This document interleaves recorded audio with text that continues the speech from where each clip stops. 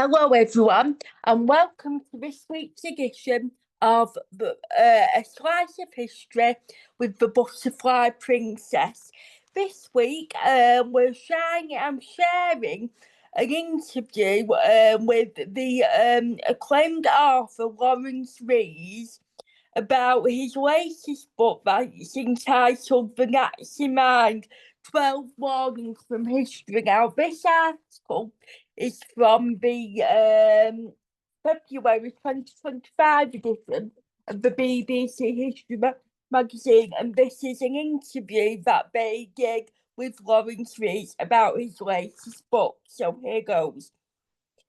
And he's been interviewed by a gentleman called Danny Bird. So, first question. The subtitle of your book is 12 Warnings from History. What prompted you to write this now? The answer. My interest has always been in mentalities, why people think the way they do, how they justify their actions, and what makes them believe they are right. This focus has shaped my career much more than, say, an interest in military history. Though I respect such pursuits, my background in documentary journalism has always pushed me towards understanding people's decisions, why do people think what they do. I've been fascinated by these questions since the 1990s. Over time, I began delving deeper into psychology and nuisances to better understand mentalities, particularly those of the Nazis. This new exploration wasn't driven by a sense that the world needed my book, rather it grew from a broader interest in the human condition. That condition remains relevant regardless of current events. My 1997 BBC documentary, The Nazis, A Warning from History, drew on the German philosopher Karl Jasper's injunction, the which has happened is a warning.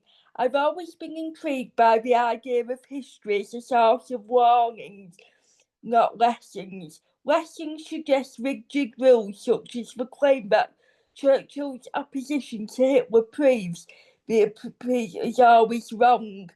Yet Churchill appears scarring, so are there in fact occasions when appeasement is palpable? Warnings, however, are clearer. They function like a doctor's advice that if you keep smoking, you're more likely to develop lung cancer. It's not a certainty, but it's a valuable caution. This approach has guided my study of history, seeking warnings that can illuminate the human condition and help us navigate the present. Next question. When trying to understand the mentality of past eras, are eyewitness testimonies more helpful than archive research? I wouldn't say that one approach is necessarily more valuable than the other. Having started in television, I always wanted to make history documentaries. I always wanted to make. I never aspired to be an academic historian, but was inspired by shows such as World at War 1973. In documentary making, there's a clear divide between talking to people who experienced events firsthand and dealing with the more distant past. That divide fascinates me. I've always been particularly interested in talking to people with direct connections to history. One of the first films I made many years ago was about after the fall of the Berlin Wall in 1989. We were the first foreigners to visit his home village in Western Siberia. There we met two incredibly old women who had known Rasputin as a young man. One of them vividly described him as a nightmare. Always dreamt that kind of personal connection brings history to life in a way other sources can't. The Second World War holds particular resonance for me. My father was in the RAF, and my uncle, who I never met, was killed while serving in the RAF. Was killed while serving on a conveyor ship sunk by a U-boat. This gave me a vital connection to this period. Over years, I've talked to people who met Hitler, survivors of Auschwitz, and others with direct links to pivotal moments in history. That intimacy and connection makes the subject deeply compelling for me. Though I wouldn't claim that oral history is more important than other sources, it's the excitement of those personal connections that drove me to dedicate 35 years to this work. But ultimately, as a historian, you've got to be sceptical about every source. Next question. In the book, you recount a conversation with a former member of the Waffen SS in the early 1990s. Can you tell me more? Can you tell us more? While researching a documentary in Austria, I met someone who served in the Waffen SS, and someone like that, and it was extraordinary. After the war, he had become a senior executive at a German garneret. He became a senior executive at a German car company. He was retired when we met, but still sharp and articulate. When we discussed the war, he expressed shocking views, claiming that Britain and Germany hadn't teamed up to rule the world, blaming Winston Churchill for the conflict, praising the Third Reich as a golden era, and describing that the Jews murdered during the Holocaust is a problem that had to be dealt with one way or the other. His perspective was a complete fantasy, a revision view of history. What struck me was the duality. Here was a successful businessman who seemed outwardly ordinary but still held such abhorrent beliefs. It challenged my assumptions about what a former committed Nazi might be like. He wasn't monstrous in appearance or demeanour, yet his views were chilling. That encounter began a journey towards understanding how someone could maintain these beliefs even long after the war and the full exposure of its crimes. Question.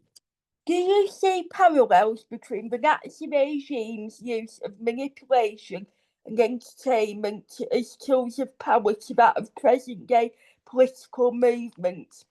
Yes, all over the place. But in this book, I'm careful not to say this is what X, Y, or Z is doing. That is deliberate. The examples I use. 1 second. Well.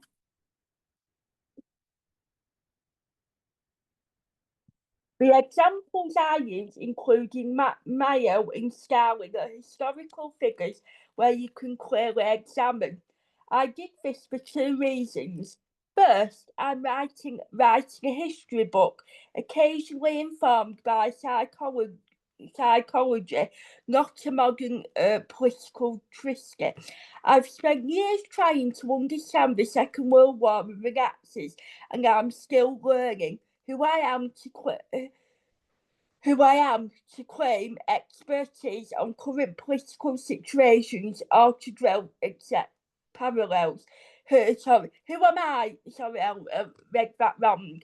Who am I to claim expertise on current political situations or to draw exact parallels? Second, I believe it's more powerful if readers make those connections themselves. In my experience with films and books, it's more profound when someone reads something and thinks, that reminds me of X or Y.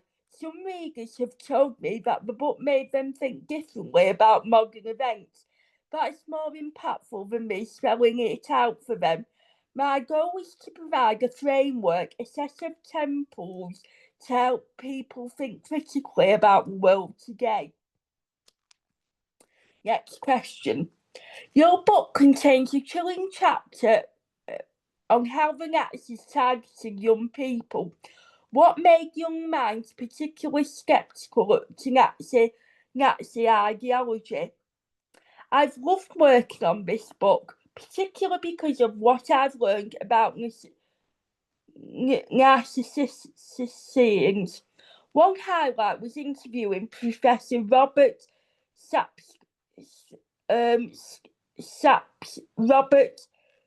Sapskulo from Stanford, someone I've admired for years. His undergraduate lectures on narcissism, available online, are brilliant and I highly recommend them. Spolsky shared a fascinating insight that I hadn't considered before: targeting individuals under the age of 25 that I hadn't considered before. Targeting individuals under the age of 25 is enormously effective, something that dictators have understood well. This is because of how the brain develops, specifically the frontal cortex, the part responsible for impulse control and long-term reasoning. Until around the age of 25, this area isn't fully developed, which explains why younger people are more prone to risk-taking, idealism, and even fantasism. Sparsgate illustrated that using the example of explaining social nuisance to a young child, for instance, asking them to pretend to be surprised about receiving a duplicate gift they already own, are often too complex for the young brain to compute. This immediately in the prefrontal cortex also explains why younger people are more easily drawn to higher emotive causes, whether positive or destructive. As the professor put it, those under 25 are in the ideal period of life for fostering fantasization. It's when individuals are most likely to become either fantasists or saints. But the development window has been historically exploited by regimes ranging from the Nazis to during the Cultural Revolution, which relied heavily on student fever. Next question. How crucial was the support of the wider German population to the Nazi regime? As early as 1933, Goebbels called, this is Joseph Goebbels, who eventually who stuck with Hitler to the end, and he and his wife poisoned all their 6 children before killing themselves with a cyanide capsule. As early as 1933, Goebbels called for the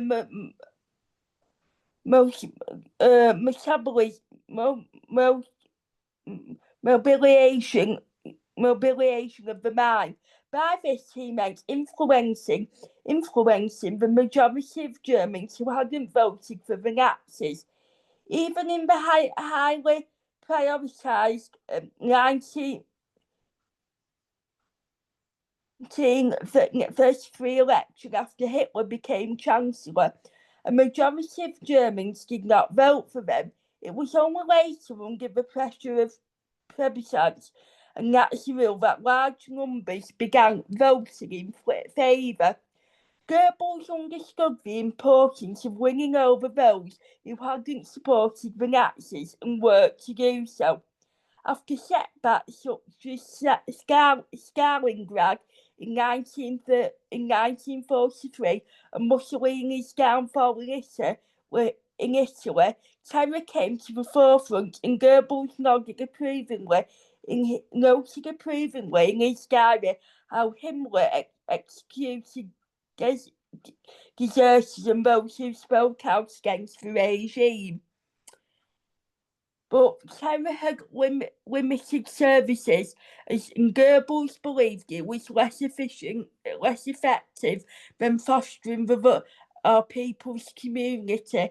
The idea that every German, that everyone was united in a shared national purpose is defined by the Nazis. Next question. Following Germany's defeat in 1945, how did the leading Nazis attempt to rationalise the regime's crimes and their own part in it? Correct answer. The response of individual Nazis to their actions varied.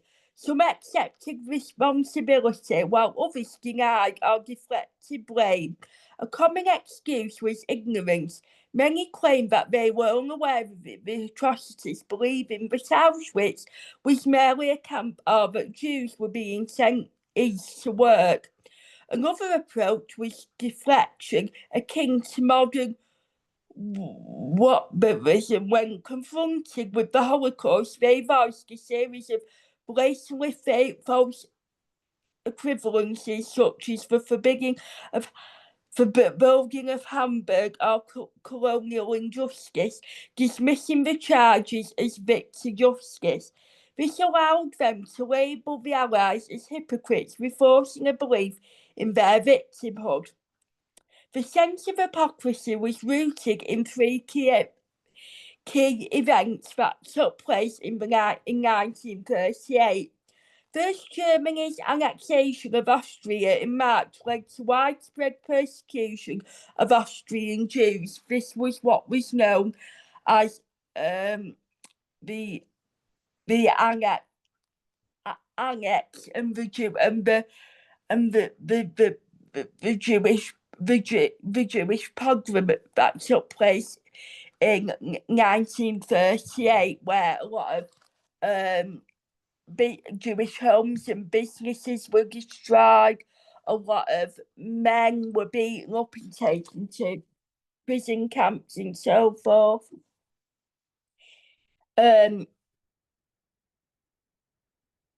This allowed them to label. The sense of hypocrisy was rooted in three key events that took place in 1938. First, Germany's annexation of Austria in March led to widespread prosecution of Austrian Jews.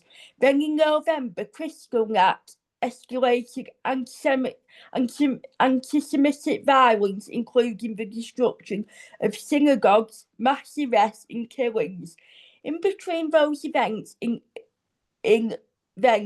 July, the Vienna Conference exposed the international community's indifference, conveyed by US President Franklin D. Roosevelt to address the Jewish refugee crisis. It was largely symbolic, with countries offering little action. Hitler's reaction was to lament democratic nations as hypocrites. He offered to help Jews leave Germany if other nations agreed to take them, but no country accepted his offer. This deepened Nazi contempt for the West, seeing it as morally duplicated. Psychological research shows that hypocrisy is often more revealed than outright dishonesty, and the Nazis invoked this global hypocrisy to justify their actions. After the war, many former Nazis clung to this narrative, framing themselves as victims of an hypocritical world order. That settlement was also linked to colonisations. Nazis pointed to Britain and argued, you condemn us for wanting an empire while refusing to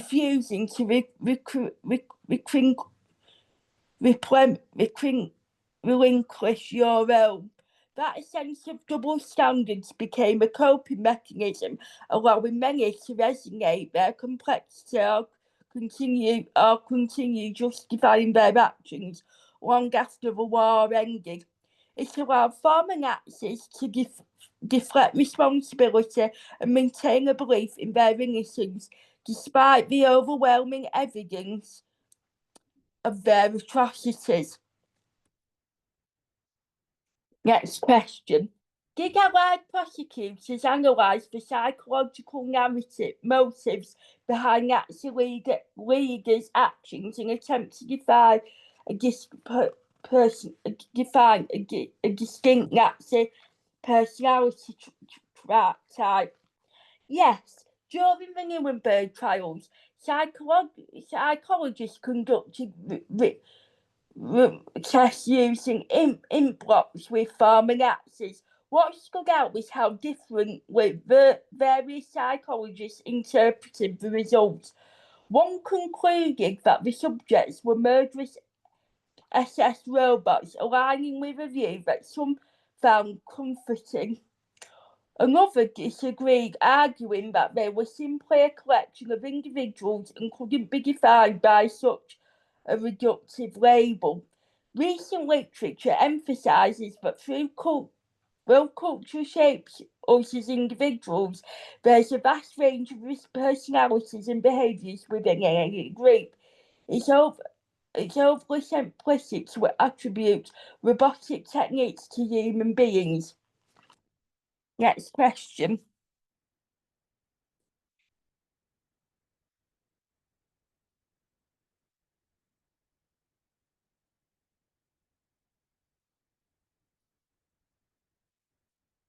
Returning to Carl Jasper's warning to posterity, do you think that each new generation is truly capable of grasping this idea, especially as the Second World War recedes further into the distant past?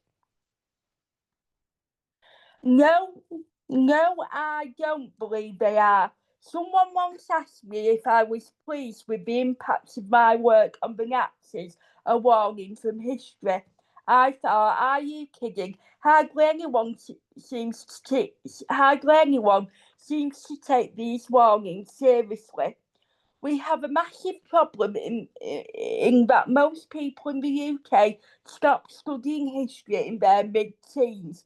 This creates a fundamentally historical illiterate population. Before I produced the documentary series, Auschwitz, the Nazis and the Final Solution in 2005.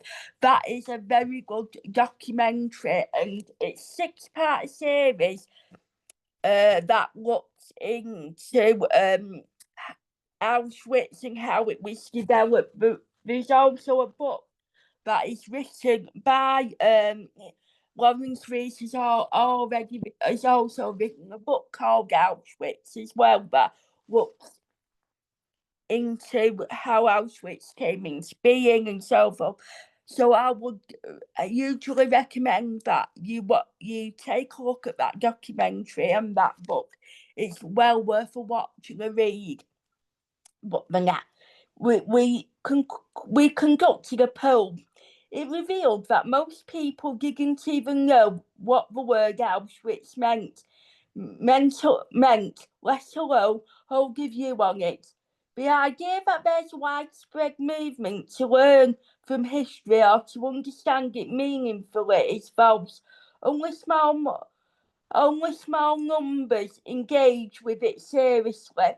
I've enjoyed doing this work, but I honestly don't know if it's done much good. I wish it were otherwise. Even when people engage with history, it's often misrepresented, like the focus on Churchill standing against Hitler while overlooking his willingness to forge an alliance with Sterling. During one interview I gave, someone said that they felt more depressed after talking to me. I could only apologise. A penultimate question. Does focusing so much on Nazi Germany is a cautionary tale, reducing it to a clinch, oversimplifying the complexities of how a society descended into authorisation and atrocities? Yes, but the risk is in not studying it, because that is what leads to oversimplifications. Don't you find that in life as in history, it's easy to hold firm views about things before knowing much about them? Years ago, I interviewed a Harvard expert in Japanese diplomatic history for the Second World War educational website. I asked him about the value of studying that period, and he said that one worthwhile outcome would be to help politicians avoid making false comparisons. Not understanding history reducing its clinches, such as murderous Nazi robots. For example, someone once dismissively said to me that were the result of how they had been swaddled as babies. Last question. Do you think interrogating the unique contexts that shape the mentality of a time and place are key when studying the past? I believe that the most important line I wrote in the book is also the simplest. We must accept that we are creatures of a particular time and place. This may seem self-evident, but in my experience it's not. Many people say things like, if I had been German, I would have stood up and spoken out. This assumption shows a lack of understanding of a fundamental truth. Our thoughts and actions are deeply shaped by our own context, the time and place in which we live. The same applies to people of the past. To truly understand their actions, we must first understand their world. I once met someone who rejected this notion when I mentioned the Aztecs and their belief in human sacrifice is essential for ensuring rainfall. He claimed he'd have started the equivalent of Aztec International advocating for human rights. I could definitely say that he wouldn't have done it, but it seems unlikely. If you were raised in early 15th century Mesoamerica, you would almost certainly have accepted human sacrifice as necessary. Recognising this helps us grasp the profound influence of culture and context on human nature and human behaviour. And I think Laurence Rees is a brilliant author and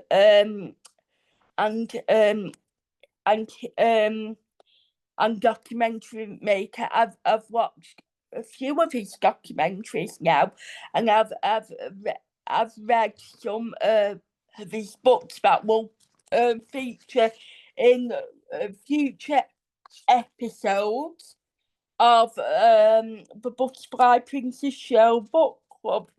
And I will definitely be adding his latest book, Inside the Nazi Mind, 12 Warnings from History, onto my reading list.